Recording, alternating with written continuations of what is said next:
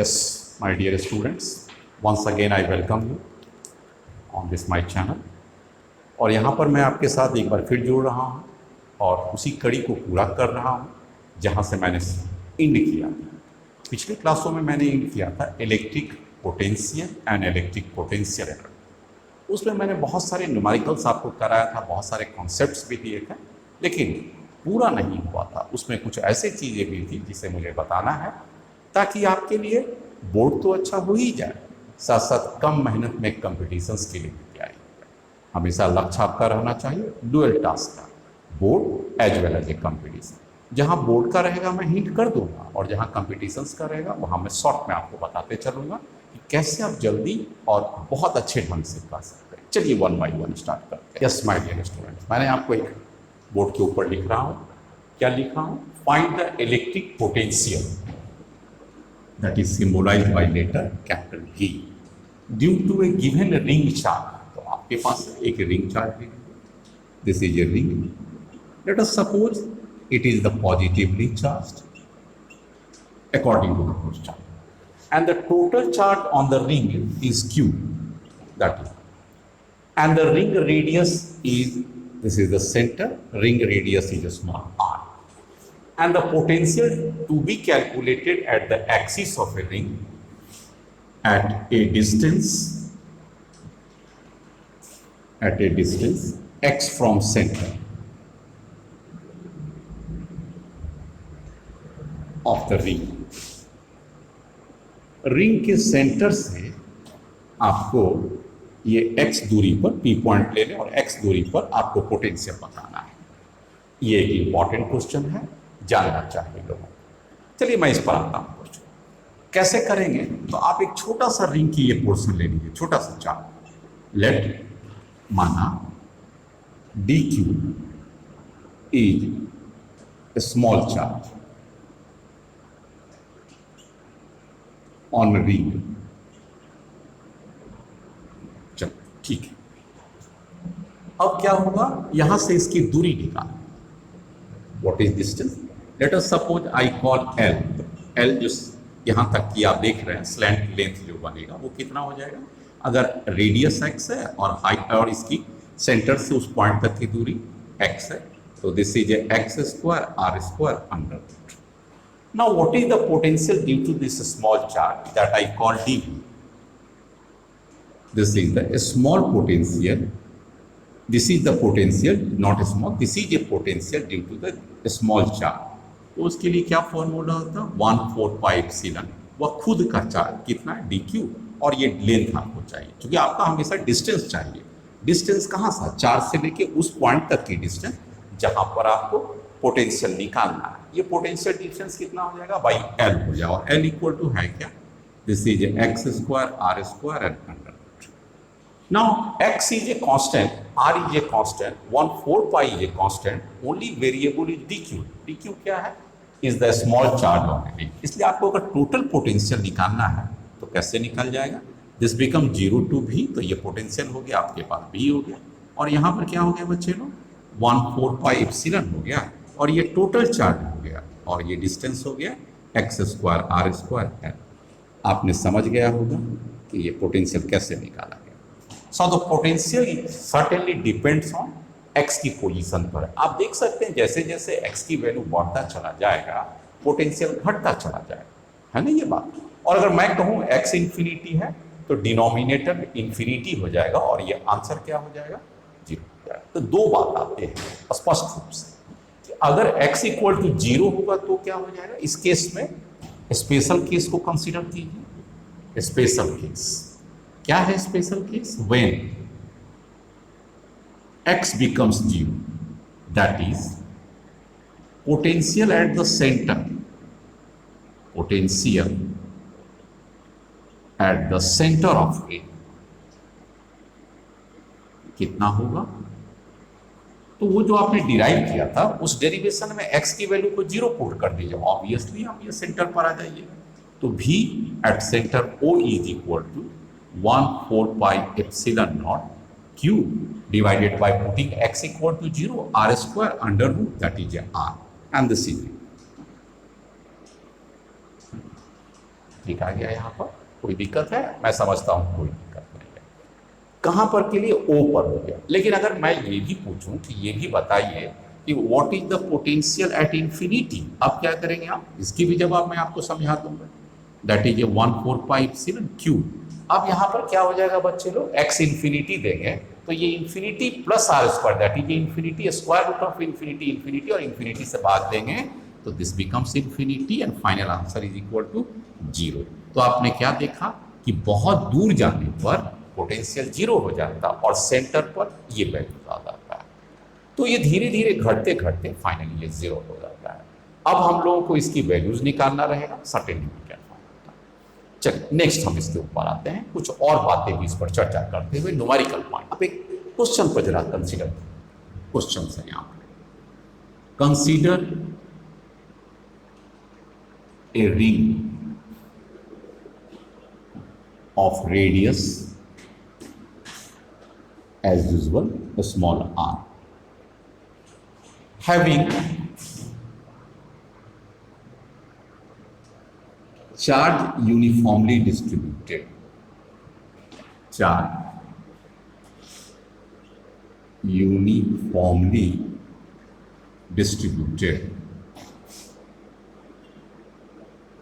as linear charge density,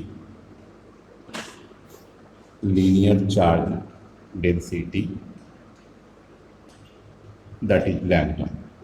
उस ring के ऊपर पर charge per unit length, lambda का वैल्यू लीनियर चार्ज डेंसिटी का बच्चा मतलब क्या होता है? लैम्डा इक्वल टू चार्ज, कौन सा charge? Total charge divided by total length. This is mathematically called linear charge density।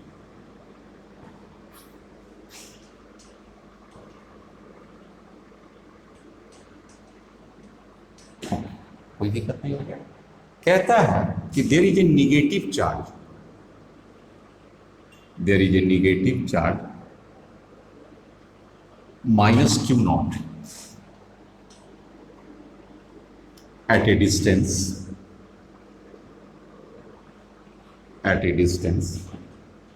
x from its center,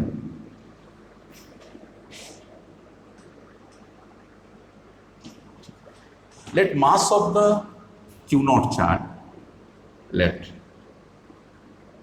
mass of q naught charge is m and it is free to move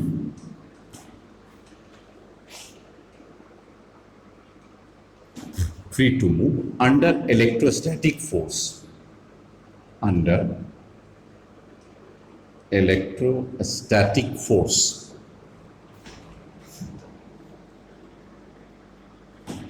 ring is fixed.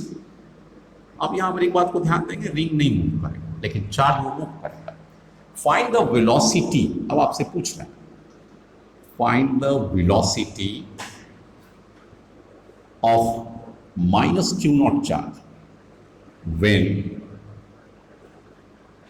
it comes to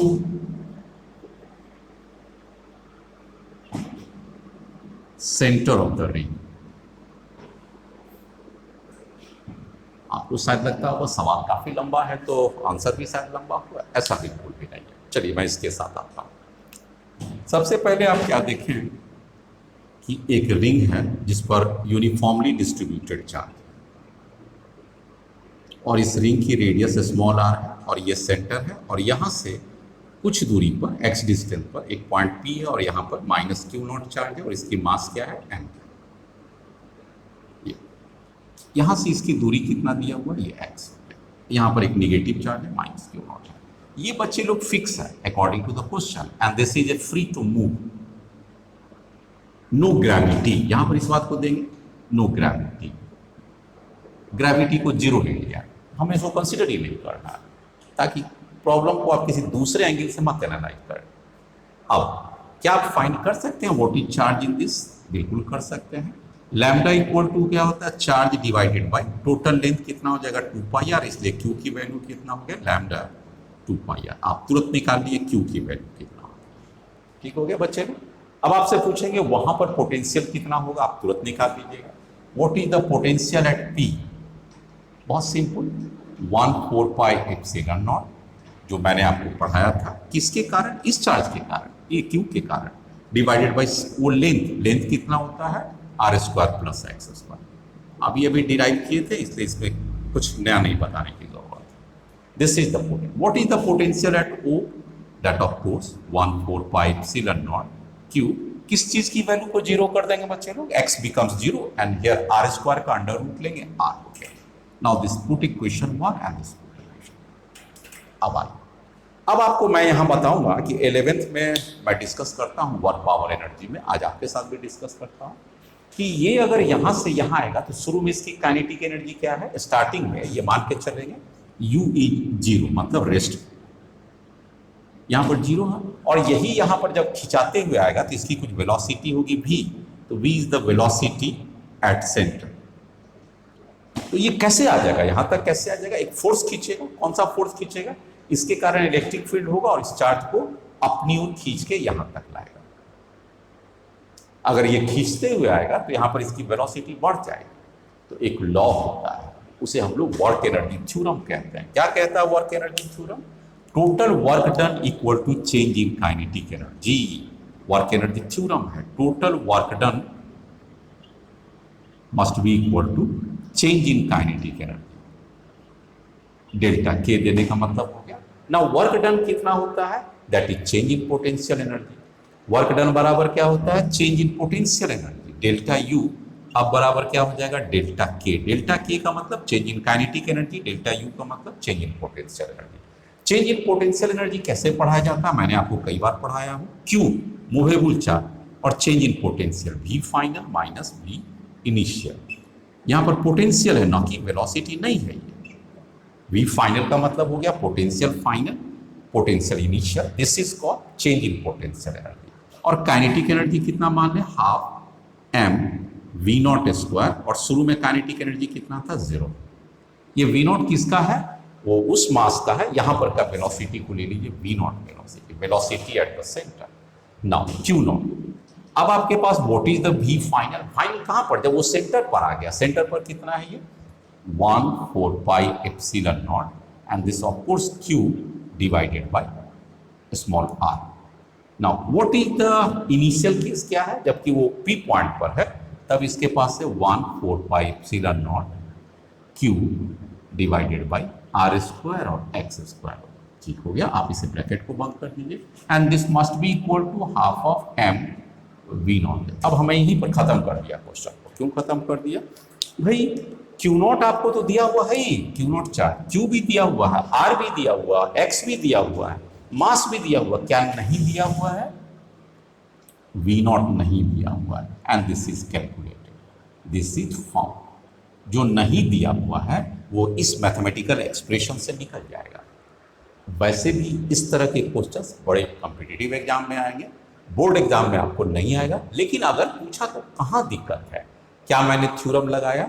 change in potential energy is equal to change in kinetic energy. Simple सी बात। Next, yes students, आप मेरे साथ आइए।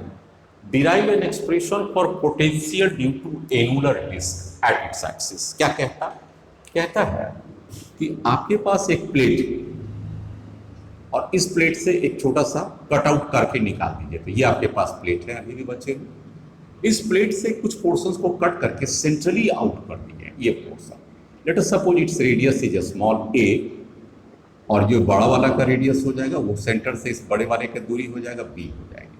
तो इस disc में दो रेडियस हो गया, एक हो गया इनर रेडियस, एक क्या हो गया बच्चे? इनर रेडियस, अंदर के रेडियस, और b क्या मैं दिया हूं यहां पर? Outer radius.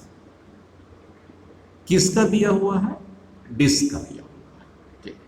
Late q equal to total charge on disk, total charge on disk. ठीक हो गया। अब इसके एक्सियल पोजीशन पर आ जाइए और let us suppose p is a point at a distance h। इसकी एक्सिस से इसकी दूरी h ले लिया। अब आपसे पूछता है कि अगर ये डिस्क पर q चार्ज है, that is A plus q charge है, तो तो उस पी पॉइंट पर पोटेंशियल कितना होगा। यहां पर डिराइव भी मैं कर सकता हूं जैसे रिंग के केस में किया था, लेकिन ना तो ये क्वेश्चन कभी बोर्ड में पूछेगा क्योंकि बोर्ड के सिलेबस में नहीं है, ये पार्ट कहीं उल्लेख नहीं है एनसीईआरटी या किसी में भी। और दूसरी बात है कि भाई कॉम्पिटिशन्स में कहाँ कन्वेंशनल टाइप पुराना आईआईटी का क्वेश्चन है, उसमें तो ये कहता है कि आपका ऑब्जेक्टिव क्वेश्चन दिया रहेगा, आपको आंसर लिखना है। तो nowhere result is to be derive, आपको डायरेक्ट फॉर्मूला याद रहे, दैट इज बेहतर है। इसलिए मैं आपको लेंदी प्रोसेस में नहीं ले जाता हूं अभी, आपको मैं सिर्फ कहता हूं कि इस डिस्क के कारण यहां पर पोटेंशियल क्या होगा, मैं आपको लिख देता हूं। What is potential, sigma by 2 epsilon not b square plus h square under root minus a square plus h square under root. आप देख सकते हैं कि इसमें एक नया टर्म मैंने यूज कर लिया। क्या यूज किया, what is sigma, sigma equal to charge divided by area. This sigma is called surface charge density. Surface charge density, जो सरफेस की जो डेंसिटी होगी वो चाहिए। तो क्यू के जगह पर तो क्यू प्लेट पर दिया ही हुआ है ना। व्हाट इज द एरिया, अरे भाई एरिया मतलब जो प्लेट का बचा हुआ एरिया है, बचा हुआ कितना हो जाएगा, पाई बी स्क्वायर माइनस पाई ए स्क्वायर, सिग्मा तो आ गया। What is epsilon not, this is called permittivity of vacuum.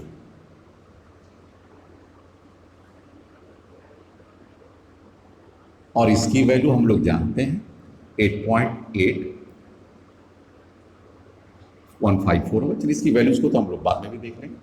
This permittivity of A vacuum हो गया, इसकी वैल्यूज को वी नो, हम लोग जानते हैं। सिंपल चीज है, अगर जरूरत पड़ेगा तो लिख भी सकते हैं 8.854 into 10 to power -12 SI unit.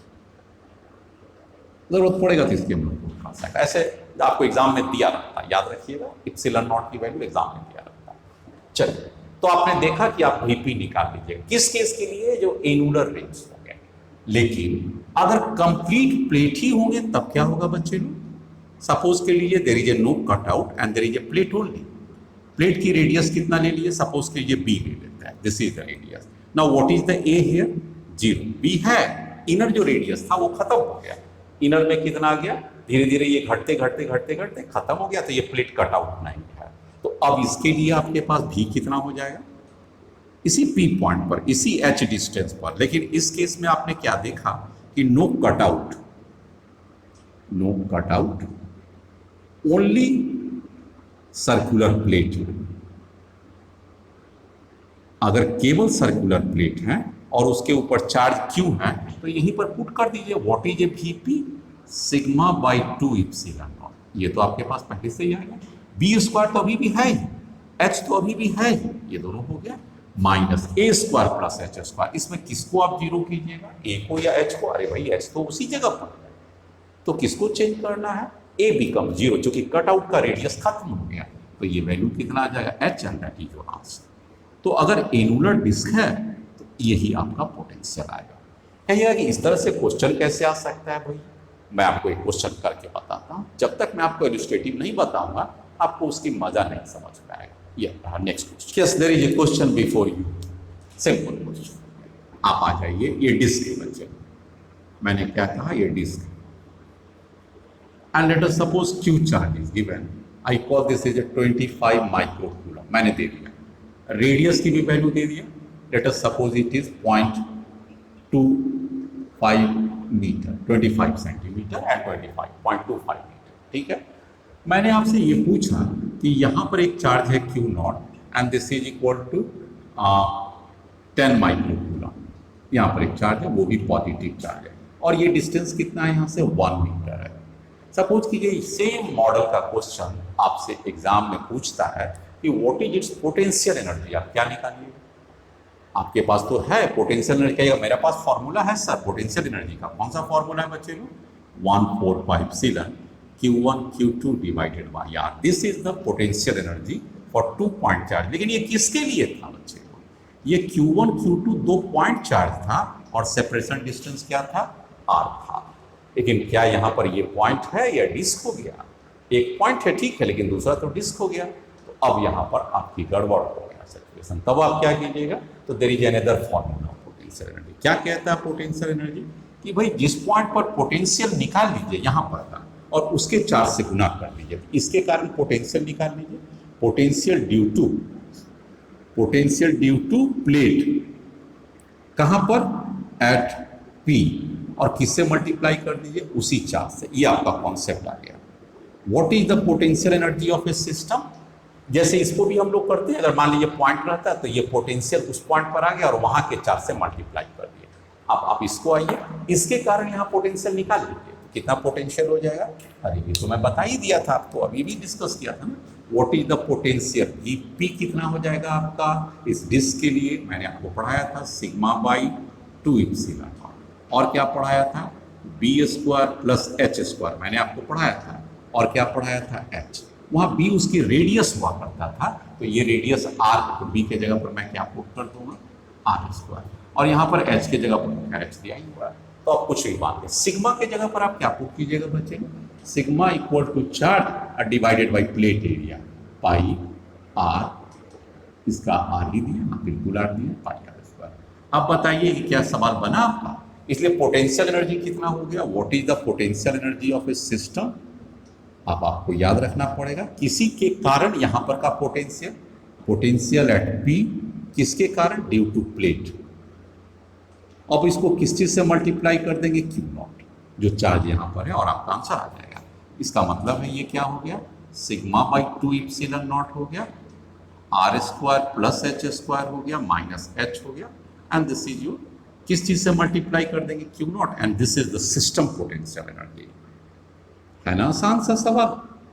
क्या आप हम लोग इसे उम्मीद नहीं कर सकते हैं कि ये किसी भी बोर्ड या कॉम्पिटिटिव एग्जाम में आ जाए।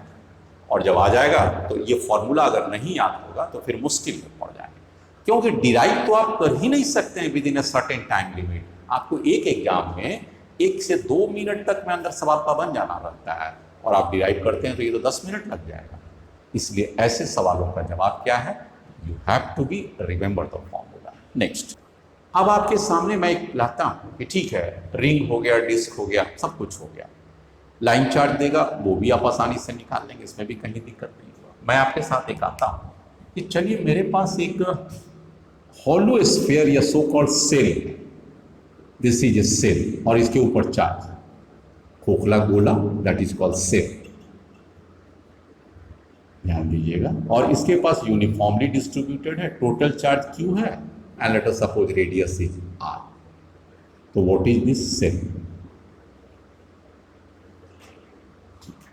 मैं आपसे एक सवाल पूछूंगा कि सेल के सरफेस पर इलेक्ट्रिक पोटेंशियल क्या होगा।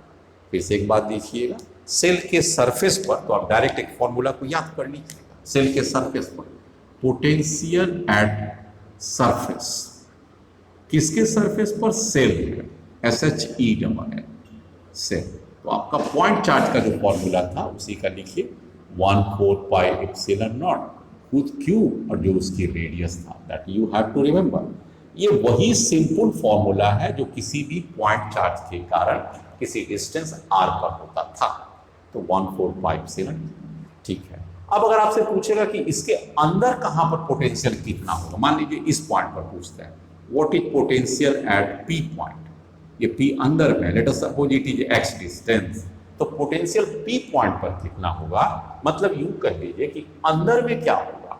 तो आपकी ये जानकारी है कि किसी भी सेल के अंदर इलेक्ट्रिक फील्ड क्या होता है, 0, याद रखना चाहिए। There is no electric field, यहां पर मैं लिख दूं, no electric field inside cell. बाहर चाहे जितना भी चार्ज हो, सेल के अंदर कोई इलेक्ट्रिक फील्ड नहीं होगा। And there is a formula, what is E, is equal to minus dV by dr। V क्या है, पोटेंशियल है, E क्या है, इलेक्ट्रिक फील्ड है। अब आइए बच्चे लोग, अगर यहां पर E 0 है, जैसा कि हमने कंडीशनल क्वेश्चन में दिया कि there must be electric field 0 inside the cell, ये कहां पर E 0 है, इनसाइड। इनसाइड में कहां पर, थ्रू आउट, थ्रू आउट 0 है।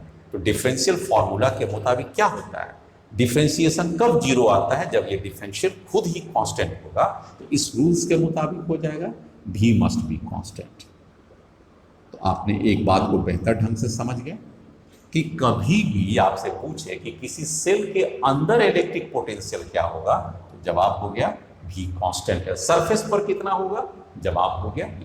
और अगर आउटसाइड पूछेगा तो कितना होगा, V outside.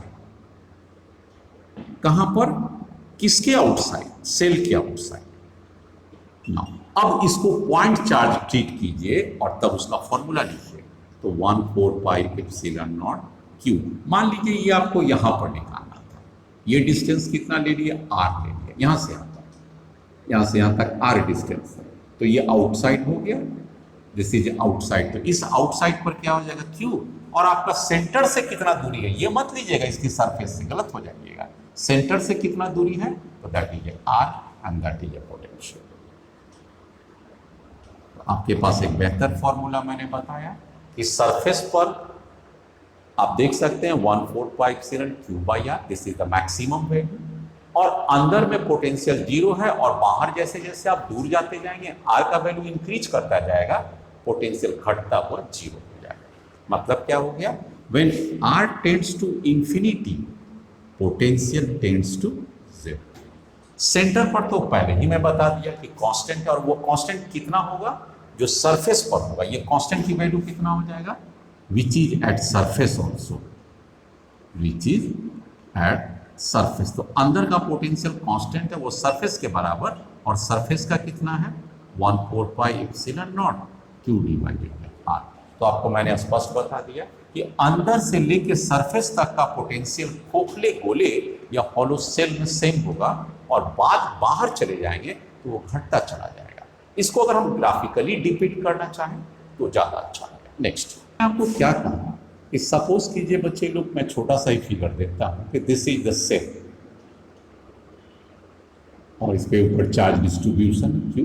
Late us suppose this radius is r, this is centre. अब आपको पोटेंशियल ड्रॉ करना है। पोटेंशियल का ग्राफ कैसे होगा, आप ऐसे करके ड्रॉ कीजिए। इस सेंटर से एक लाइन को नीचे तक ले जाइए और इसको इस साइड आ जाइए ऐसे। यहाँ पर इसका पोटेंशियल दीजिए और ये डिस्टेंस दीजिए आर, इस साइड डिस्टेंस बढ़ते हुए ग्राफ है। पोटेंशियल सेंटर पर क्या होगा, जो उसके सरफेस पर हो जाएगा, ये कौन सा वैल्यू हो जाएगा, r is equal to capital r. और सरफेस पर का पोटेंशियल आपको कितना होता है, V surface equal to 1/4 pi epsilon naught q divided by capital r. Q total charge r यहाँ पर आ जाएगा। उसके अंदर में सरफेस का जो सरफेस रहेगा वही थ्रू आउट सेम हो जाएगा। तो ये लाइन स्ट्रेट हो गया, क्योंकि यहाँ पर का भी पोटेंशियल ये और ये सेम हो गया। उसके बाद का क्या होगा, आगे बढ़ेंगे धीरे धीरे घटते हुए टेंडेंसी 0 हो जाएगा। अब इस साइड आ जाएंगे बच्चे लोग, इस साइड का भी वही केस होगा ना, पोटेंशियल अंदर में पूरा सेम, यहाँ से यहाँ तक आप देख सकते हैं सरफेस से लेके सेम। और फिर पीछे कितना हो जाएगा, अगर हम लोग आएंगे ये वाला पॉइंट का वैल्यू कितना होगा जो वहां पर दी है, वी सरफेस का कितनी वैल्यू है, के 4 pi epsilon naught and r. और यहाँ पर जब बहुत दूर जाएंगे ये वेरी कैसे कर रहा है, this potential is inversely proportional to square of distance. और यहाँ पर का क्या है, पोटेंशियल कांस्टेंट है, और कांस्टेंट कितना है आप जान सकते हैं। तो this is the plotting of a graph potential with the variations of distance inside and outside. अगर इसी का इलेक्ट्रिक फील्ड का रहता तो ग्राफ कैसे जाता बच्चे लोग, वो भी आपको मैंने पिछले कर दिया था वीडियो में, लेकिन यहाँ भी मैं आपको देता हूँ कि इलेक्ट्रिक फील्ड क्या रहता, अंदर 0 है बाबू, अंदर में क्या था इलेक्ट्रिक फील्ड 0। यहाँ पर इलेक्ट्रिक फील्ड क्या होता है 0, और भी क्या होता है कांस्टेंट 2। इलेक्ट्रिक फील्ड 0 होता है। इस लाइन को आप यहाँ से यहाँ तक ड्रॉ कीजिए, और यहाँ से यहाँ तक का इलेक्ट्रिक फील्ड 0 है। ये 0 का मतलब यहाँ पर आ गया, और सरफेस पर का मैक्सिमम है। और ये सरफेस का क्या होता है electric field 1/4 pi epsilon naught q divided by r square. और ये फिर घटते हुए ये भी 0 हो जाएगा, तो यहाँ पर भी वही आ जाएगा और घटते हुए 0। This is the electric field का डिस्ट्रीब्यूशन हो गया। ये किसका हो गया, इलेक्ट्रिक फील्ड का हो गया, और ये पोजीशन है आर। यहाँ पर इनसाइड में 0 है।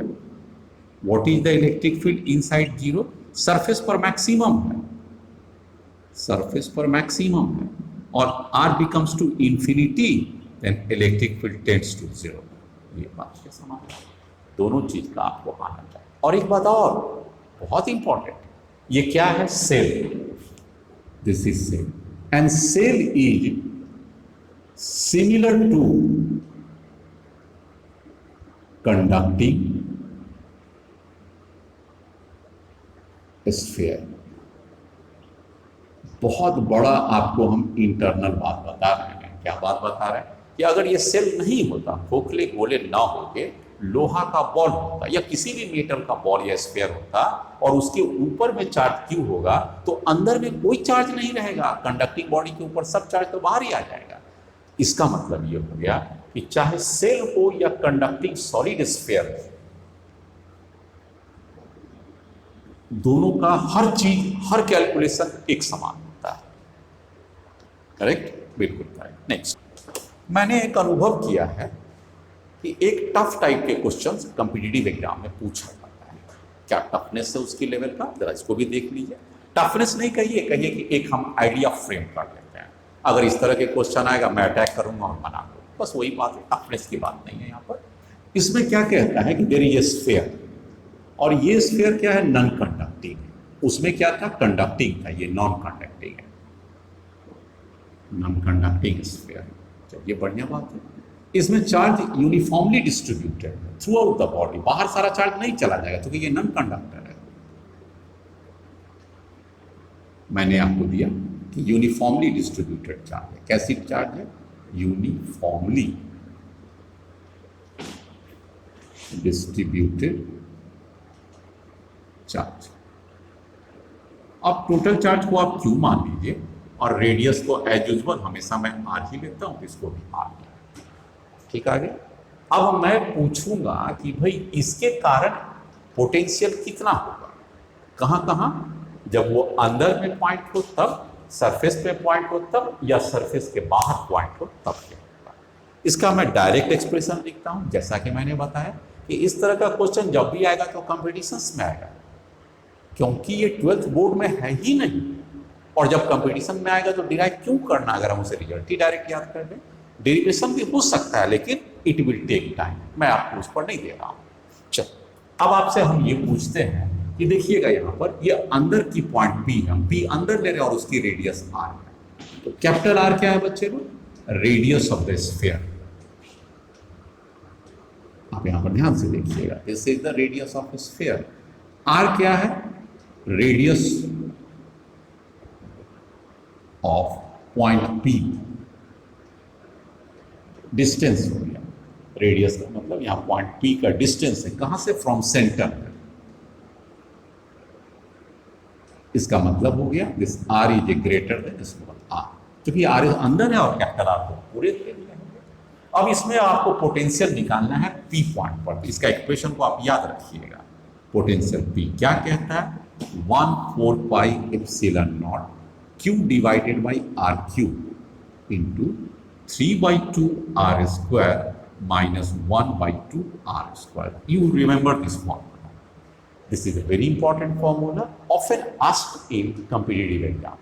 मैंने ग्रेविटेशन में भी इसको पढ़ाया हूँ और आज इलेक्ट्रोस्टैट्स में भी पढ़ा रहा हूँ। दोनों का नेचर हर चीज सेम है, लेकिन अभी मैं उसकी चर्चा नहीं करूँगा। पोटेंशियल, अब अगर मैं कहूँ कि सरफेस पर कितना होगा तो आप क्या कीजिएगा, भाई मैं पूछता हूँ अंदर नहीं, सरफेस पर क्या होगा। आप एक काम कीजिएगा, ये कहां पर हो गया था, इनसाइड। अब मैं आपको आता हूं वी पी एट सरफेस। क्या कीजिएगा, सोच लिए, मैं लिखता हूं जब तक आप सोचिए क्या कीजिएगा। आपको करना कुछ नहीं है। अब ये आर क्या हो जाएगा, सरफेस पर यहां पर आ जाएगा, तो small r becomes capital r. आप एक बार फिर देख लीजिए, हमें स्मॉल आर की जगह यहां पर, अब यहां पर आना, तो कैपिटल आर हो जाएगा।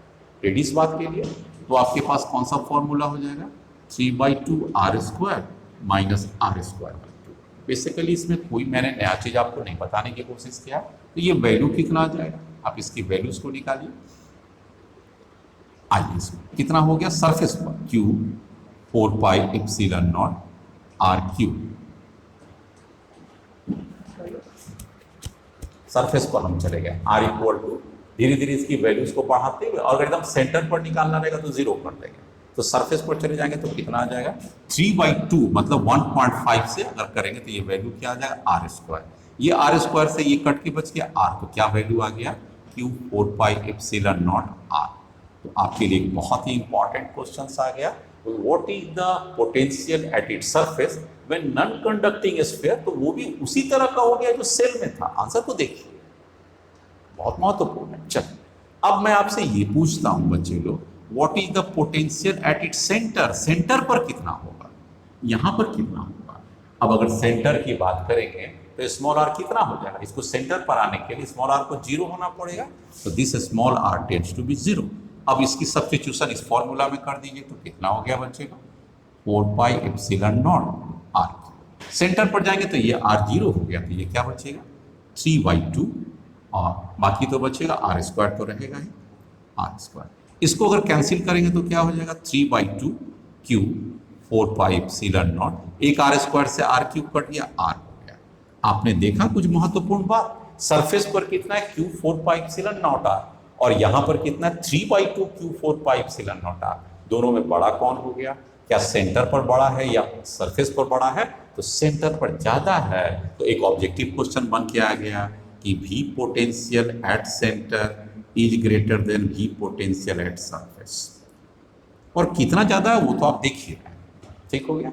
और अगर हम कहें बाहर बहुत दूर पर जाना है, मतलब V आउटसाइड होगा, तब कितना हो जाएगा बच्चे को, VP आउटसाइड के लिए, स्फीयर है आउटसाइड, उस विशेष स्थिति के लिए 1/4 पाई एप्सिलॉन नॉट। अब आप क्या करेंगे, इस सब चार्ज को उठा के पॉइंट में कंसीडर कर लीजिए, और डिस्टेंस r है तो उसके हिसाब से लिखिए, तो q divided by r square. इसको भी आप याद रखना है, बल्कि याद तो इसको रखना है, आप प्रोसेस में चले जाइएगा कि जब small r becomes capital R surface और small r becomes zero, then it becomes at centre.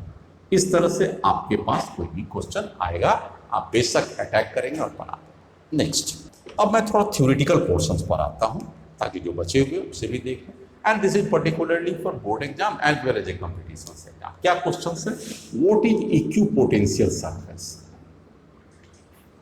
What is equipotential surface and different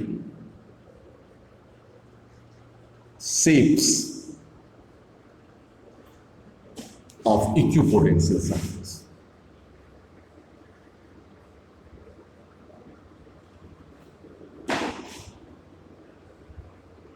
Due to given charge और इलेक्ट्रिक फील्ड। अगर इलेक्ट्रिक फील्ड दे दे तो भी, या चार्ज दे दे तो भी, हम उसमें इलेक्ट्रिक पोटेंशियल का डिफरेंट शेप बता सकते हैं। यस, आंसर है। सबसे पहले व्हाट इज इक्यू पोटेंशियल, इक्यू का मतलब ही होता है सेम, और पोटेंशियल तो हम लोग जानते हैं। तो a surface is said to be equipotential if at each point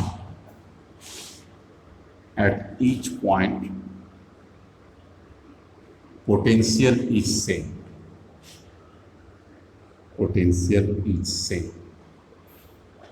on its surface।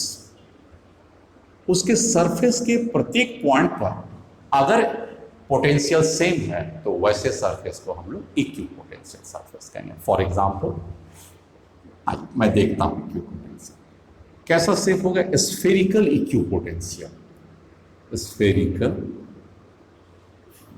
इक्यू potential surface. एक तरह का इक्यू पोटेंशियल सरफेस आ सकता है स्फेरिकल नेचर का। कैसा स्फेरिकल नेचर आएगा और किस चार्ज के डिस्ट्रीब्यूशंस क्या आएगा, ये आपको दिखाते हैं। आंसर में आता है ए। सबसे पहले अगर ये पॉइंट चार्ज है, let us suppose this is a point charge, इसे हम लोग क्यू ले लेते हैं और this is treated as a point charge. ध्यान दीजिएगा, पॉइंट चार्ज। तो इसके किसी खास डिस्टेंस पर आ जाइए, कितने डिस्टेंस पर, आर डिस्टेंस पर, ठीक है ना। आर डिस्टेंस पर पोटेंशियल का इक्वेशन क्या होगा बच्चे लोग, तो मैंने आपको बताया था potential at a given r distance that is a q divided by, अगर स्मॉल क्यू है तो स्मॉल क्यू बाय आर। तो अगर आर हम चारों तरफ से सेम रखें तो ये पोटेंशियल तो सेम आएगा ही। इसका मतलब क्या हो गया कि अगर आर हम यहाँ पर ले लें, आर यहाँ पर ले लें, आर यहाँ पर ले लें, आर यहाँ पर ले लें, इस डिस्टेंस से अगर आर डिस्टेंस पर हम चले जाएं तो मेरा पोटेंशियल सेम आएगा। और इस पॉइंट को अगर स्मूथली मिला दें तब मेरे पास ये स्फीयर बन जाएगा। आपको याद रखना है पॉजिटिव चार्ज हो गया कि किसी भी दिए गए पॉजिटिव चार्ज के कारण एक समान डिस्टेंस पर, पॉइंट चार्ज के कारण समान डिस्टेंस पर चारों तरफ पोटेंशियल सेम आ जाएगा। ऐसे सरफेस को हम लोग क्या कहेंगे? इक्यू पोटेंशियल। इसके अंदर के और कम डिस्टेंस पर लेंगे तो ऐसे करके आ जाएगा, और कम डिस्टेंस पर लेंगे तो ऐसे करके आ जाएगा। तो कंसेंट्रिक इक्यू पोटेंशियल सरफेस, इसका नाम क्या है? कंसेंट्रिक, मतलब एक ही सेंटर का equipotential due to point charge. अब इस पॉइंट चार्ज के कारण इलेक्ट्रिक फील्ड किधर जाएगा? एक इलेक्ट्रिक फील्ड इधर जाएगा, रेडियली अवे की ओर जाएगा। आप देख सकते हैं, this is the radially away electric field. अब ध्यान दीजिएगा, ये जो आपके पास है वो कौन सा चीज है? This is the electric field. तो परीक्षा में अगर आपको देगा प्लॉट द इक्यू पोटेंशियल एंड, ये सब सरफेस क्या हो गया? ये जितने भी सरफेस है कंसेंट्रिक, जिसकी सेंटर एक है, इक्यू पोटेंशियल सरफेस हो गया। अब एक बात ये भी याद रखना है कि ये अगर हम V1 दें, ये V2 दें या V3 दें, तो इसकी नेचर क्या हो जाएगा? यहां पर ये भी स्पष्ट कर दूं, electric field always propagates, electric field always propagates मतलब आगे बढ़ता है, from higher potential to lower potential, from higher potential to lower potential. अगर इस लॉजिक को हम माने तो इसका मतलब तो यही हो गया ना, V1 is greater then V2 greater than V3। Potential 1 का सबसे ज्यादा है, चूंकि इलेक्ट्रिक फील्ड इधर जा रहा है, आपका इलेक्ट्रिक फील्ड का डायरेक्शन इधर है, तो सबसे पहले वाला जो होगा वो हायर पोटेंशियल पर होगा और धीरे धीरे घटता जाएगा। क्लियर कट आ गया आपके पास एग्जाम्पल? ये किस चार्ज के लिए था? पॉजिटिव चार्ज के लिए था। Let us consider for the negative charge. एक जरा नेगेटिव के कारण देखिए तो क्या होगा? नेगेटिव है लेकिन ये पॉइंट चार्ज है। इस नेगेटिव पॉइंट चार्ज के कारण इक्यू पोटेंशियल सरफेस वैसा ही बनेगा जैसा कि पिछले बार बना था। This is the equipotential surface, बिल्कुल सही है। लेकिन मैं आपको इलेक्ट्रिक फील्ड में पढ़ा चुका हूं कि इलेक्ट्रिक फील्ड के लिए क्या होगा? सारा इलेक्ट्रिक फील्ड आएगा लाइन, बाहर की ओर नहीं जाएगा। ये सारे के सारे इलेक्ट्रिक फील्ड अंदर की ओर आएंगे, जाने की बात नहीं है। यही अंतर होता है दोनों में, पॉजिटिव और निगेटिव में।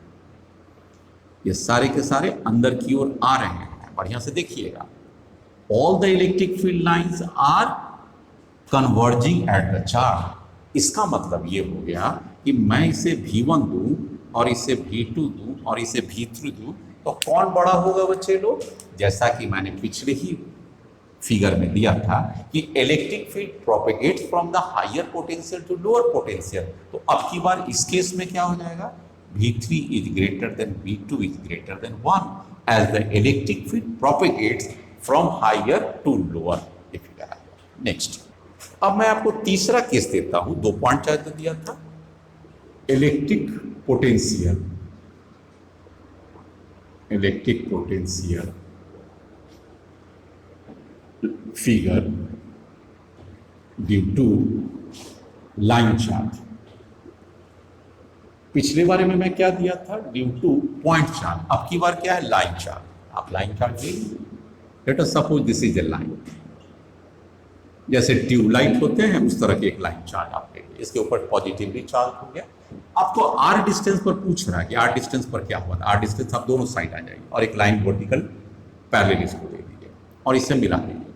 This seems to be a cylinder. मैं यही कहना चाहता हूं कि this is equipotential surface. ये जो सिलेंडर है वो कौन सा सरफेस हो जाएगा?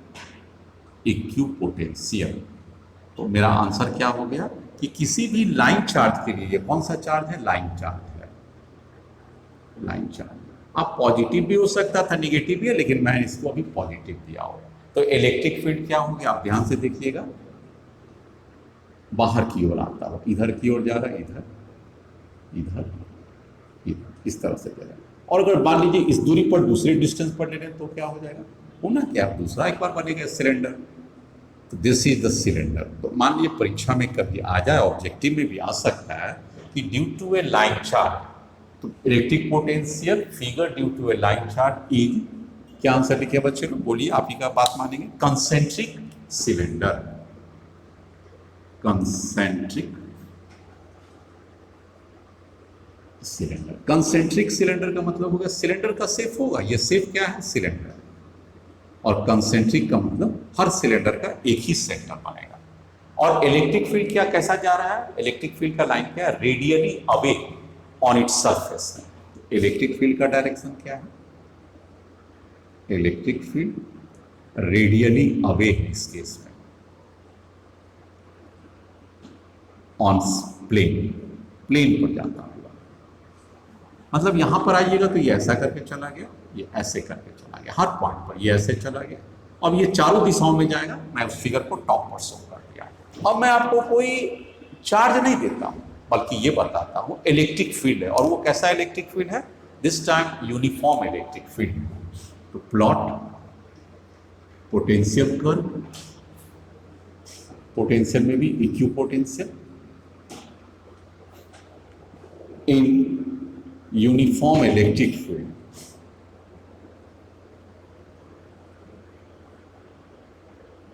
यूनिफॉर्म इलेक्ट्रिक, तो कैसे हम इसे समझाएं आपको, कोई डिफिकल्टी नहीं है। Now see, this is the uniform electric field. आप देख सकते हैं यूनिफॉर्म इलेक्ट्रिक फील्ड की क्या पहचान होती है, lines are equally spaced and parallel. अब इक्विपोटेंशियल सरफेस, आप क्या कीजिए, एक प्लेन को ड्रॉ कीजिए जो इसके ऊपर परपेंडिकुलर हो जाए, दिस वे। एक और ड्रॉ कीजिए, ये कैसा है, प्लेन। एक और भी आप ड्रॉ कर सकते हैं। These are called vertical plane perpendicular to electric field। ये लाइन क्या शो करता है बच्चे लोग, इलेक्ट्रिक फील्ड। अगर इलेक्ट्रिक फील्ड यूनिफॉर्म है तो पोटेंशियल क्या हो जाएगा, प्लेनर। इस केस के लिए पोटेंशियल का शेप क्या हो गया, potential shape is planar. Planar का मतलब plane and perpendicular to electric field. ठीक है, प्लेन तो है ही, लेकिन इलेक्ट्रिक फील्ड पर परपेंडिकुलर, जो कि ये एंगल आपका क्या शो करता है, 90 डिग्री। अब आइए, ये V1 है, ये V2 है, या V3 है, कौन बड़ा होगा बच्चे लोग, electric field always propagate from higher potential to lower potential. उस लॉजिक से मतलब क्या हो गया। और कल मैंने ये भी चर्चा किया था कि सेम पोटेंशियल पर अगर कोई चार्ज मूव करेगा तो वर्क डन 0 हो जाएगा। ये कल मैंने डिस्कस किया था, आज भी डिस्कस करूंगा ये भी। नेक्स्ट, अब आप आ जाइए उसी इलेक्ट्रिक फील्ड में कि सपोज कीजिए कोई डाइपोल है, ठीक है, उसके लिए पोटेंशियल कैसे ड्रॉ करेंगे और फील्ड कैसे ड्रॉ करेंगे। आपके पास क्या, plot potential in case of electric dipole. अब इलेक्ट्रिक डाइपोल का मतलब क्या होता है, two equal and opposite charge, two equal and opposite charge separated by a small distance, they form या they constitute an electric dipole। तो यहाँ पर क्या मैं फिगर बना दूँ, डाइपोल में अगले क्लास में आपको डिटेल से पढ़ाऊंगा, लेकिन यहाँ पर शॉर्ट में है, ये -q और ये +q है। तो आप इसका पोटेंशियल ड्रॉ करना है। सबसे पहले आप काम क्या कीजिए कि आप एक फील्ड को ड्रॉ कर लीजिए, फील्ड, उसके बाद मैं पोटेंशियल बताता हूँ। ये फील्ड कैसे ड्रॉ करेंगे, ये माइनस से, ये इस काम कीजिए, ये प्लस ले लीजिए और इससे माइनस कर दीजिए, कैलकुलेशन थोड़ा आसान हो, फिगर आसान हो जाएगा। आप क्या कीजिए, प्लस से ये बॉडी कट जाएगी, यहाँ पर ये ऐसे करके जाएगा, ये ऐसे करके, इस 3 लाइन को मिला दीजिए। इलेक्ट्रिक फील्ड जा रहा है पॉजिटिव से निगेटिव की ओर। आइए आगे, इधर भी जाएगा, बाहर की ओर जाएगा, और इस साइड से क्या आ जाएगा, एक अंदर की ओर आ जाएगा। एक और ले लीजिए, इधर से भी लीजिएगा तो ये इसके पास आ जाएगा, और इधर से लीजिएगा। ये बीच का स्पेसिंग ज्यादा बड़ा क्या शो करता है कि यहाँ पर इलेक्ट्रिक फील्ड की इंटेंसिटी कम है। जैसे जैसे इलेक्ट्रिक फील्ड लाइंस के बीच की गैपिंग का डिफरेंस बढ़ेगा, फील्ड की इंटेंसिटी कम आ जाएगा और चार्ज के बगल में नजदीक है। उसके बाद क्या होगा, ये इधर की ओर जो जाएगा वो सीधे इधर नहीं जाएगा, क्योंकि निगेटिव उसको अपनी ओर खींचेगा, तो इस साइड चला जाएगा, इस साइड चला जाएगा। This is the electric field. यहाँ पर इलेक्ट्रिक फील्ड आने की कोशिश करेगा, यही घूम के इधर आने की कोशिश करेगा। हम इसको ऐसे दे देते हैं, this is the plot of the electric field. ये वाला क्लोज हो जाएगा और ये भी क्लोज हो, इधर से निकलेगा और इसमें। अब आती है बारी equipotential surface. Equipotential surface is always perpendicular to the electric field. तो ऐसा कर्व को ड्रॉ कीजिए जो कि इसके ऊपर परपेंडिकुलर हो जाए। फिर से एक बार देखिएगा, इक्विपोटेंशियल सरफेस, मैं लिख दूं यहां पर, equipotential is perpendicular to electric field. मैं इसको प्रूफ करके भी बताऊंगा अगला क्वेश्चन में। तो आप इसको कैसे ड्रॉ कीजिएगा, इसके ऊपर परपेंडिकुलर हो जाए हर लाइन पर, तो आप इसे ऐसे करके लीजिए। मैं रेड फिगर से इसकी प्लॉटिंग करके दिखाता हूं। आइए, सेंटर पर क्या हो जाएगा, जीरो हो जाएगा। Potential at it centre O must be zero, क्योंकि प्लस क्यू से इसकी दूरी और माइनस क्यू से उसकी दूरी जीरो हो जाएगा। लेकिन यहां पर जो पोटेंशियल ड्रॉ कीजिएगा ऐसे करके जाएगा, यहां पर थोड़ा गैप बढ़ेगा और नजदीक इस साइड आइएगा तो गैप घटता चला जाएगा। फिर देखिए यहां पर क्या पोटेंशियल, इक्विपोटेंशियल सरफेस है, और इस साइड से भी वही हो जाएगा। पास में रहिएगा, इस साइड गैप बढ़ता जाएगा और यहां पर कमेगा गैप। ये देखिए कम रहा और ये देखिए बढ़ा दिए, फिर देखिए ये देखिए कम रहा और ये देखिए फिर बढ़ा दिए। तो this is called equipotential surface, equipotential. ये भी क्या था आपके पास, इक्विपोटेंशियल। इस इक्विपोटेंशियल में हमेशा ध्यान दीजिएगा कि इलेक्ट्रिक फील्ड लाइन पर 90 डिग्री, जैसे ये सब क्या है हर जगह 90। तो ये इक्विपोटेंशियल लास्ट तक मत टच कीजिएगा, या एक दूसरे को कट भी नहीं करेंगे, क्योंकि यहीं पर जीरो हो गया है। ये किसके कारण है, ड्यू टू डाइपोल है। परीक्षा में आता है, आपको जानना। अब मैं देता हूं कि दो निगेटिव नहीं, दोनों बराबर मिलेंगे तब क्या आ जाएगा। उसके लिए भी मैं लिखता हूं plot electric potential for two equal charges. जैसे मान लीजिए मैंने आपको यहां पर एक प्लस क्यू दिया, फिगर को मैं ड्रॉ करके स्पष्ट करता हूं। यहां पर प्लस क्यू दिया और यहां भी प्लस क्यू, तो इसका मतलब है कि सेंटर पर पोटेंशियल जीरो थोड़ी होगा। अगर यहां से लेंगे तो उसके कारण भी आएगा, यहां से लेंगे तो दोनों ऐड हो जाएगा, इसलिए यहां तक पर पोटेंशियल आएगा। सबसे पहले आप इलेक्ट्रिक फील्ड को प्लॉट कीजिए, तब पोटेंशियल को। हमेशा याद रखते हैं पहले इलेक्ट्रिक फील्ड। तो ये पॉजिटिव है, किधर जाएगा, बाहर जाएगा। ये भी पॉजिटिव है, बाहर जाएगा। और अंदर में इलेक्ट्रिक फील्ड एक दूसरे को कैंसिल करेगा, तो यहाँ पर इलेक्ट्रिक फील्ड जीरो हो जाएगा एंड पोटेंशियल, यहाँ पर इलेक्ट्रिक फील्ड जीरो हो जाएगा, लेकिन पोटेंशियल नॉन जीरो बल्कि मैक्सिमम आएगा। ये बात को ध्यान दीजिएगा। तो अब यहाँ से इलेक्ट्रिक फील्ड कैसे जाएगा, उधर तो जाएगा नहीं। क्यों नहीं जाएगा, उधर प्लस ऐसे करके नहीं जाएगा, तब किधर जाएगा, गेस कीजिए। जैसे यहाँ से इधर निकलेगा तो अब इसको क्या जाएगा, इसकी टेंडेंसी क्या होगा, यहाँ पर से कोई पॉजिटिव चार्ज है, पॉजिटिव से इसकी टेंडेंसी इधर जाने का होगा, लेकिन ये उसको और इसको पुश करेगा। तो नतीजा होगा ये इस साइड चला जाएगा, ये वाला किस साइड चला जाएगा, इस साइड चला। और उधर से भी क्या होगा, जाता इधर, लेकिन ये उसको और पुश करेगा, तो नतीजा हो जाएगा पुश की तरफ पीछे की ओर चला जाएगा ये, और बीच में खाली हो जाएगा। और भी लीजिएगा तो ऐसे करके भी आप ले सकते हैं, स्मूथ करके इसमें भी जाइएगा। दोनों पॉजिटिव होने के कारण ये इधर जाने की कोशिश करता है, लेकिन इधर थोड़ी जाने देगा। ये वाला पॉजिटिव इसको रिपेल कर दिया। Now what is the potential. अब पोटेंशियल कैसे बनाते हैं, perpendicular to the electric field. तो आपको क्या करना है, रेड पेन से आइए, इक्विपोटेंशियल। ये कौन सा सब चीज था, फील्ड था। अब पोटेंशियल मैं ड्रॉ करता हूं, ऐसे कीजिए ड्रॉ, सब पर परपेंडिकुलर और लास्ट तक पर भी आएगा, यहां तक पर। और उसी तरह से इसको भी कीजिए, 1 2, यहां पर से टच कराते हुए आ जाइए 3। और दूसरा क्या करेगा, एक इससे ऐसे करते हुए जाएगा, इन सबको कट करता हुआ आएगा, ये सब इधर भी जाएगा, ये इसको कट करता हुआ आएगा। इस तरह फिगर को आप ड्रॉ करेंगे, एक पूरा बाहरी क्लोजर हो जाएगा। और ये भी क्या है, इक्विपोटेंशियल। रेड कलर क्या है यहां पर, इक्विपोटेंशियल। बाहर वाला भी जो इनकम्पासिंग किया है, दिस इज अगेन इक्विपोटेंशियल। और अंदर में जो कंसेंट्रिक स्फीयर से इक्विप, और यहां पर इलेक्ट्रिक फील्ड सेंटर पर जीरो और पोटेंशियल नॉन जीरो। ठीक आ गया। एक नेक्स्ट क्वेश्चन। अब आपके पास है एक क्वेश्चन देता है, plot the equipotential surface. Equipotential surface को आपको दिखाना है along the z direction such that electric field is increasing along the z direction। तो आपके पास क्या है, मैं क्वेश्चन लिखता हूं, ये क्वेश्चन बहुत आता है एग्जाम में। प्लॉट इक्विपोटेंशियल such that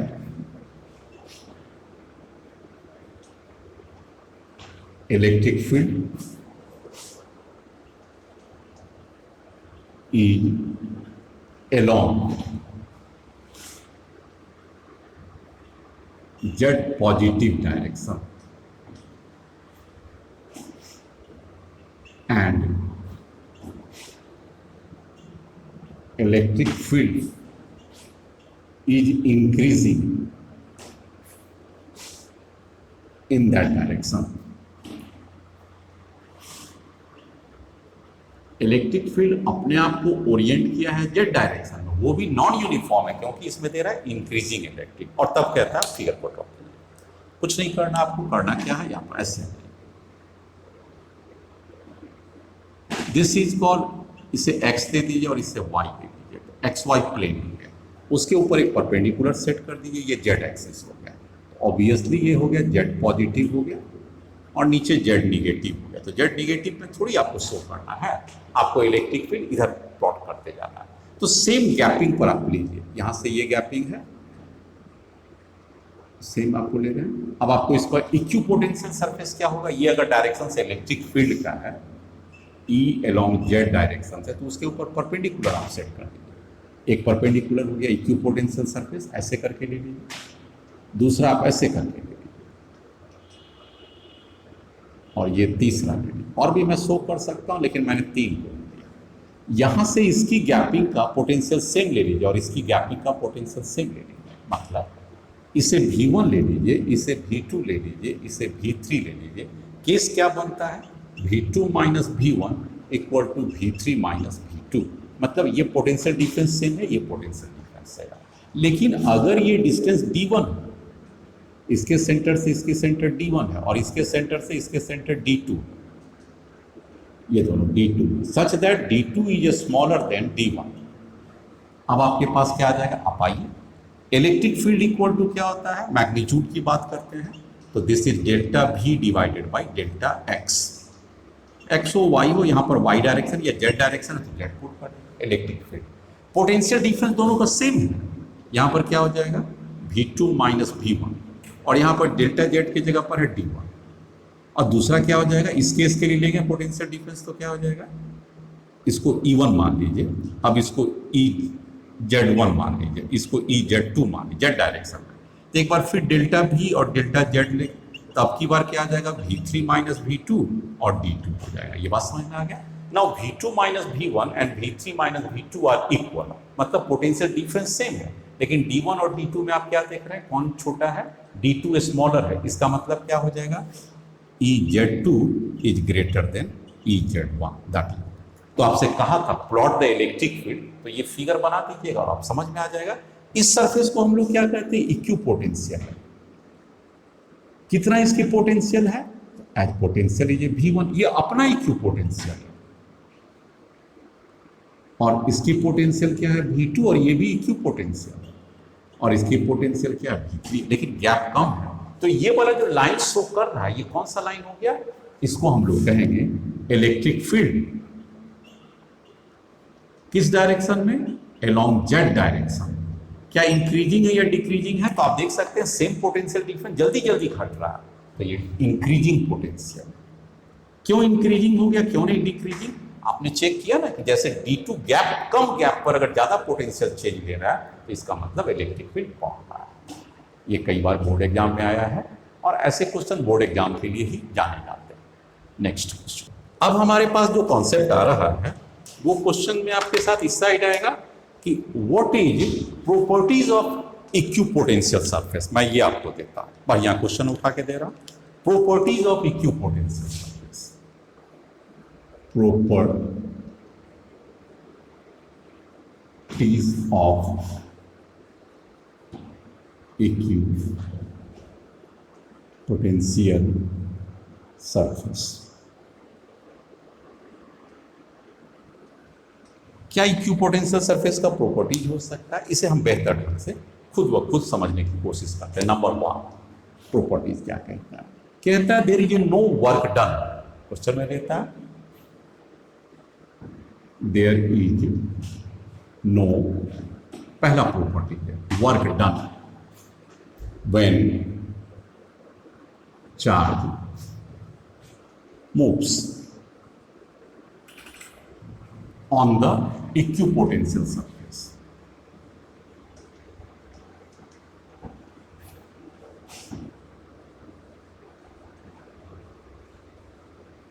क्या क्वेश्चंस का हेडलाइन प्रॉपर्टीज कहता है कि कोई अगर इक्विपोटेंशियल सरफेस पर है तो उस पर हमारा नो वर्क डन होगा। तो कभी कभी आपको ये भी कह सकता है प्रूफ दिस स्टेटमेंट, आपको समझाना है। कैसे मैं समझाऊं आपको मैं बताऊं। Now what is the work done?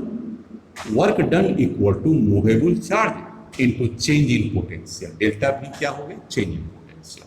Q naught है मूवेबल चार्ज, क्यू नॉट को रख लीजिए। Now what is the delta V? V final minus V initial. If surface is equipotential,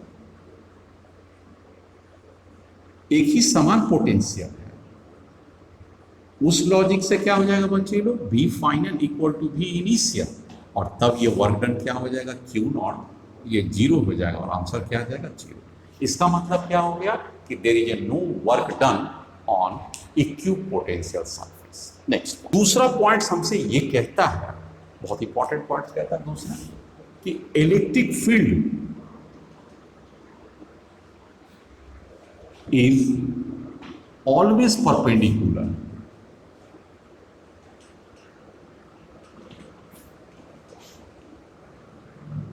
to equipotential surface. क्या आंसर कह रहा है? Question क्या कह रहा है कि electric field is always perpendicular to equipotential. कभी कभी इसी स्टेटमेंट को कहेगा आपको प्रूफ करने, तो उस समय के लिए आंसर आपको सिर्फ ये लिखने से काम नहीं चलेगा, you have to assign the reason.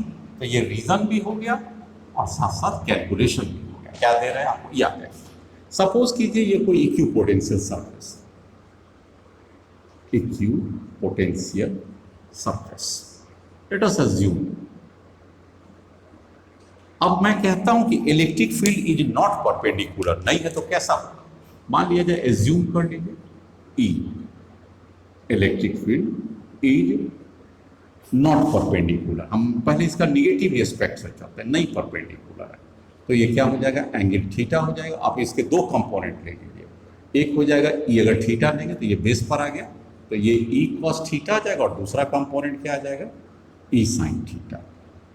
अगर हम ये मानते हैं कि E is not possible, then तब आप आर्ग्यूमेंट लिखिएगा, there must be electric field, there must be electric field along the equipotential surface.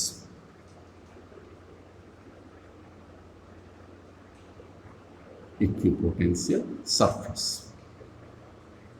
अब अगर इक्विपोटेंशियल सरफेस पर आ जाएगा तो वर्क डन क्या होगा? वर्क डन निकाल लीजिए। वर्क डन में आपने क्या पढ़ा था? इसको तो आपको मालूम होता, force into displacement. Force into displacement. मान लीजिए कोई चार्ज अगर यहाँ पर है, क्यू नॉट चार्ज है, तो इसके ऊपर फोर्स कितना लगेगा? Q not into E into D L distance and cos of theta, that is the work done. तो ये वर्क डन किस पर हो गया? इक्विपोटेंशियल सरफेस पर ना। ये फोर्स किधर लग रहा है? इक्विपोटेंशियल सरफेस पर। तो what is the work done on equipotential surface? पहला वाला लॉजिक से मैंने बताया, equal to q naught E d l cos theta. यहाँ q naught is non zero, q naught कभी जीरो नहीं हो सकता। इलेक्ट्रिक फील्ड खुद ही है, नहीं जीरो हो सकता। लेंथ भी कभी नहीं जीरो हो सकता है। तो अब किसको जीरो होना पड़ेगा? Cos theta is equal to zero, और कॉस जीरो में ये क्या हो जाएगा? 90 डिग्री, इसलिए थीटा का वैल्यू क्या आ जाएगा? 90 डिग्री। इसका मतलब क्या हो गया? ये रीजन से क्या हो गया? Electric field is always perpendicular to equipotential surface. Equipotential और simple potential surface, potential surface पर हमेशा परपेंडिकुलर हो। और अगर नहीं होगा तो चार्ज को मूव करने पर वर्क डन जीरो हो जाएगा, और जैसे ही वर्क डन जीरो हुआ, आप कैलकुलेशन से आप आराम से समझ सकते हैं। नेक्स्ट पॉइंट हम थर्ड पॉइंट पर डिस्कस करते हैं। क्या थर्ड पॉइंट पर डिस्कस करें? कहता है कि electric field always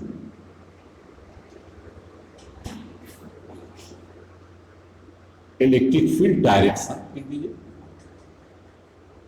direction always given by equipotential surface.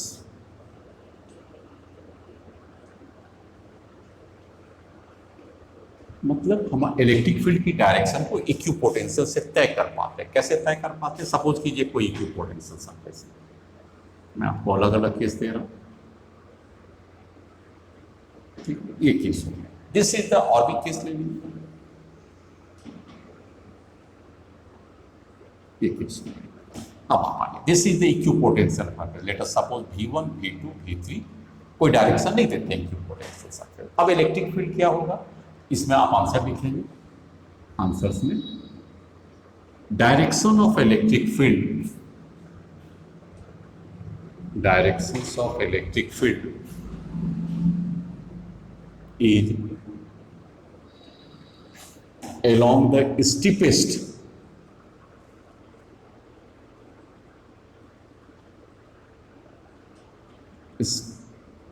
सबसे ज्यादा जो तीक्ष्ण रहेगा उसके ऊपर होगा। स्टीप कौन सबसे ज्यादा स्टीप है, यहां पर ये हो गया, तो व्हाट इज द डायरेक्शन, ऐसे पास करेगा। This is the electric field. यहां पर कैसे पास करेगा, इसके ऊपर परपेंडिकुलर होता हुआ ही पास करेगा, तो this is the electric field.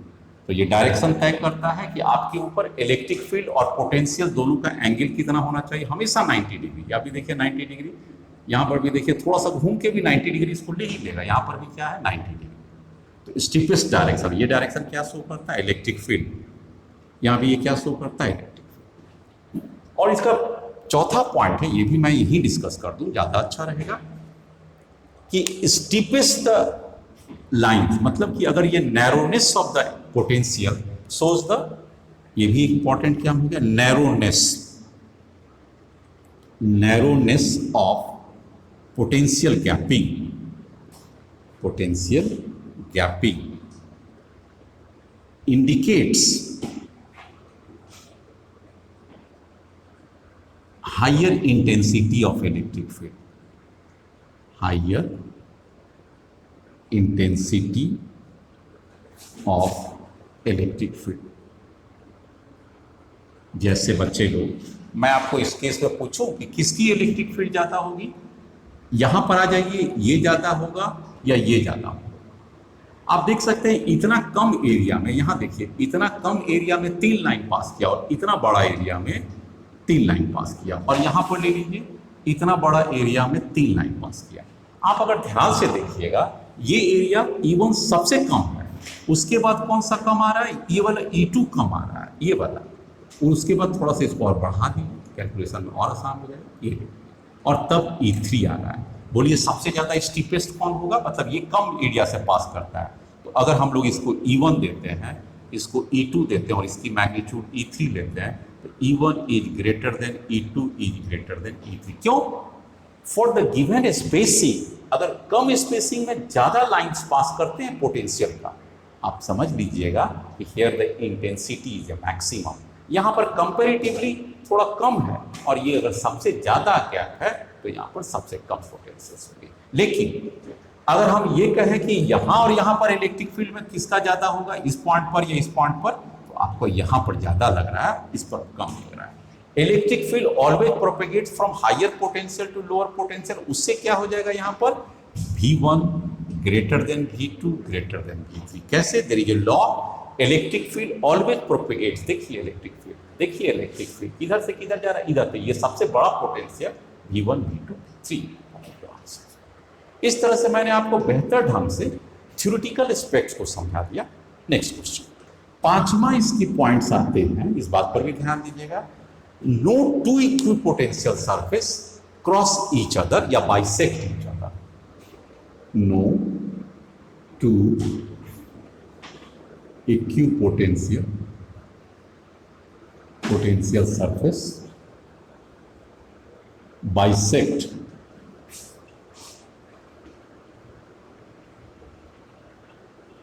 each other. No two equipotential surface bisect each other. क्या कहने की कोशिश करता है कि सपोज कीजिए ये एक इक्विपोटेंशियल सरफेस और एक ये भी है। Let us suppose it has a V1 potential and V2 potential. तो क्या ये संभव है कि एक ही पॉइंट पर दो पोटेंशियल हो? नहीं ना, तो फिर तो कभी नहीं कांट करेगा। इसके पीछे रीजन हो जाएगा, it is impossible at the point of intersection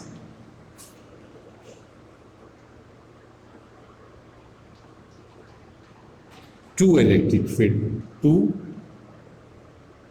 different potential.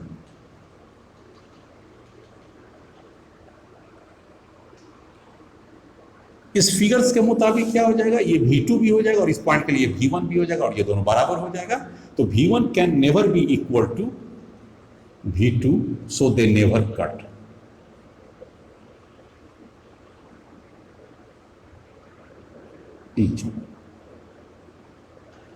बहुत सिंपल सा।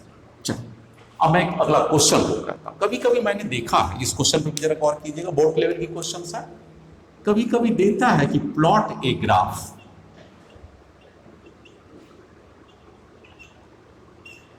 E मतलब इलेक्ट्रिक फील्ड वर्सेस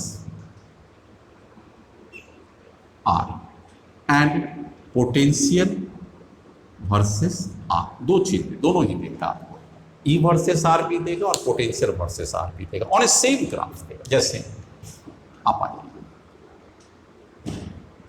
ये वाई एक्सिस पर आपको E भी लेना है और इसी एक्सिस पर V भी लेना है। ये भी इंक्रीजिंग में हो गया और ये भी इंक्रीजिंग में हो गया, दोनों कॉमा में गए। और ये साइड डिस्टेंस R लेना। कैसे प्लॉट करेंगे, आप पहले इक्वेशन लिखिए।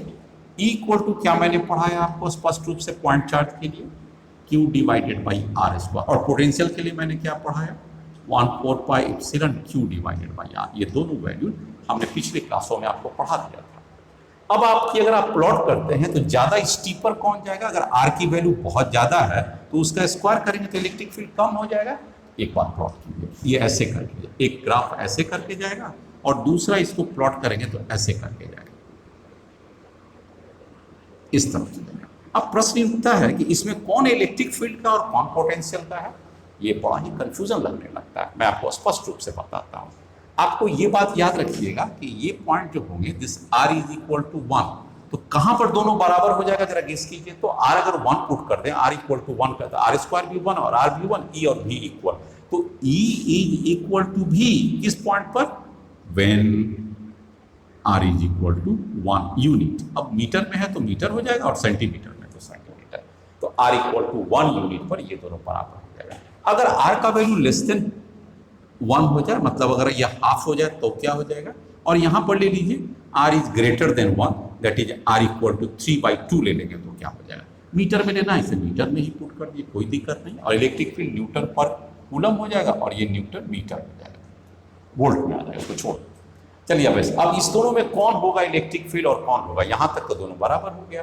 अब आइए, अगर R का वैल्यू 1 से ज्यादा है, R का वैल्यू 1 से ज्यादा है तो सबसे कमेगा कौन, E ज्यादा कमेगा या V कमेगा। यहां पढ़ाइए, R का वैल्यू 1 से ज्यादा है तो ये बहुत तेजी से घटने लगेगा, तो E कमने लगेगा। तो R से ज्यादा में ये E हो जाएगा, ज्यादा कमने लगेगा और ये V हो जाएगा। इसी लाइन के ऊपर आ जाइए तो ये E इस साइड हो गया। कैसे मैं पहचान गया, एक बार फिर से आइए। R का वैल्यू इफ R, अगर मैं देता हूं if R is a greater than 1, तो कौन ज्यादा तेजी से घटेगा, R का वैल्यू यहां पर ज्यादा हो जाएगा। Q4 पाई एप्सिलॉन दोनों बराबर है, यहां R का ज्यादा है। जैसे ये 2 मीटर देते हैं तो ये 4 हो जाएगा और ये 2 हो जाएगा, तो ये चौथाई भाग कटेगा और ये हाफ भाग कटेगा। इसका मतलब ज्यादा तेजी से कौन कम रहा है, कम कौन रहा है, ये चौथाई पोर्शन, और ये तो अभी भी हाफ है तो ये कम जाएगा। इस दोनों में R का वैल्यू ग्रेटर, इस साइड क्या है, R ग्रेटर देन 1 मीटर है, तो ये E हो गया। और इसी E के कंटिन्यूटी में यहाँ आ जाएंगे, तो दिस इज द प्लॉट। ये वेरी इंपॉर्टेंट क्वेश्चन है, अक्सर ये क्वेश्चन बोर्ड लेवल पर आ चुका है। आप अपने आप को अलर्ट रखिएगा।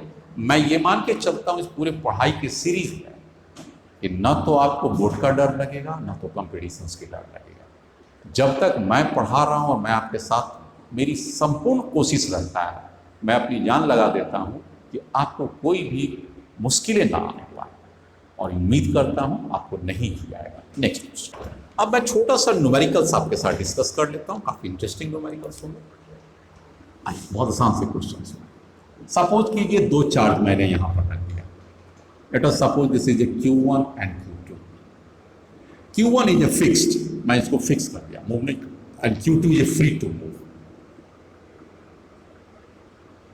ठीक है, इसकी मास को मैंने m ले लिया और दोनों की सेपरेशन को r ले लिया। This is A positive charge and this is again positive charge. ये फिक्स है और ये फ्री टू मूव।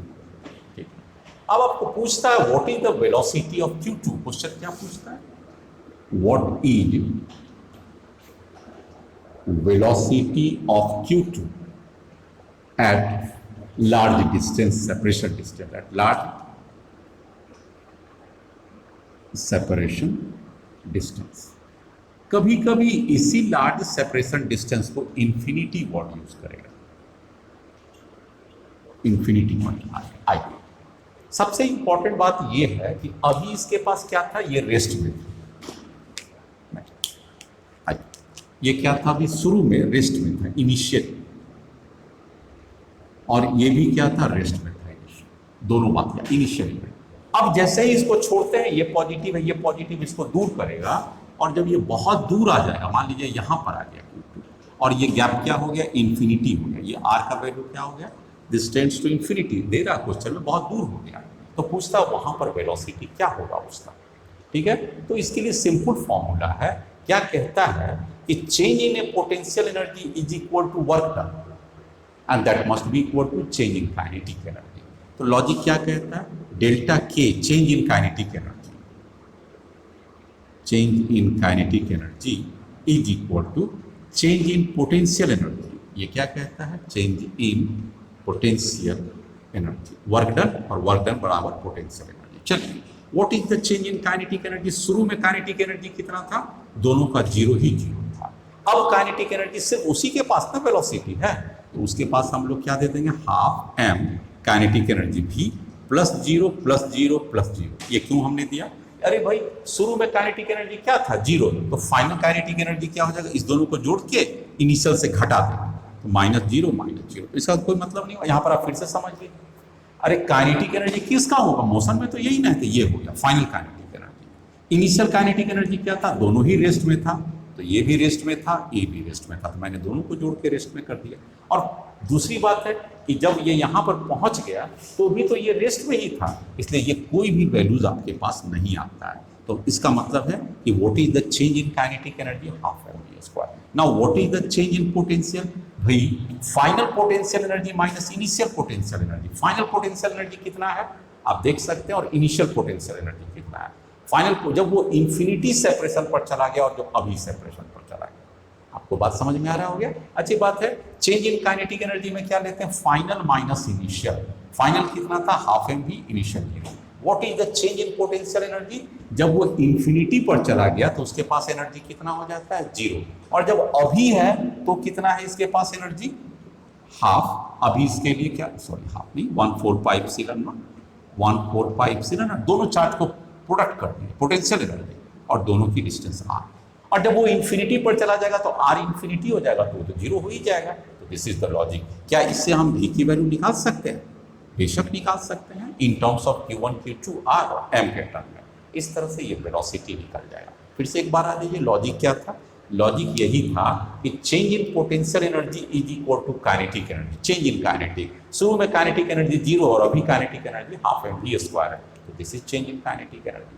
शुरू में एनर्जी कितना है, पोटेंशियल एनर्जी इतना है, और बाद में कितना है, उतना हो गया। तो ज्यादा वाला में से कम वाला को घटा दीजिए, तो this is the change in potential energy. अब काइनेटिक एनर्जी और पोटेंशियल एनर्जी को इक्वेट कर दिया, वेलोसिटी को निकाल दिया। ठीक आ गया। नेक्स्ट क्वेश्चन आता है, एक बहुत ही सिंपल क्वेश्चन जो एक बोर्ड में आया था, उसको मैं आपको चाहता हूँ करा दूँ, क्योंकि कभी कभी सिंपल आ जाए और आपको थोड़ा भी दिक्कत हो तो अच्छी बात नहीं है। सपोज कीजिए ये Q1 है और ये माइनस Q2, ठीक है, और सपोज कीजिए दोनों के बीच की डिस्टेंस, हमने ये डिस्टेंस ले लिया L।